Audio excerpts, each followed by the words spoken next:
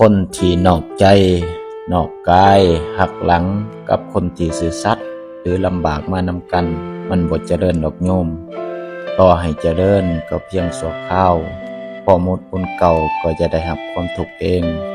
เพราะเวรกรรมนั้นมันมีอยู่จริงการที่นอกใจ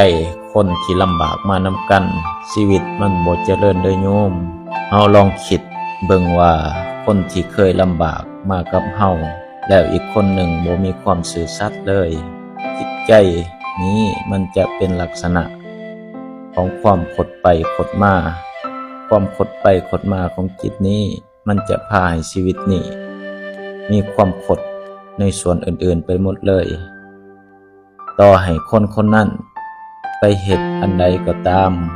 ก็จะบ่เจริญแทนที่จะได้ในสิ่งที่ควรได้ตามเหตุที่สามมันจะมีความขดอยู่ในตัวเพราะจิตของเขามีลักษณะความขดอยู่นอกใจคนที่เคยลำบากมานำกัน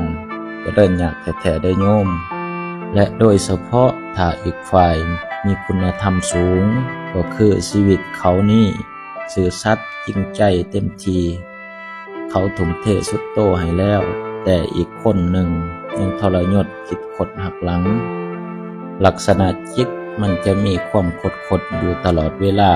ในขณะจิตบ่ว่าจะเป็นการเว้าการคิดการกระทำต่อหน้ารับหลังอดีตปัจจุบันอนาคตก็มีความขดอยู่ตลอดเวลา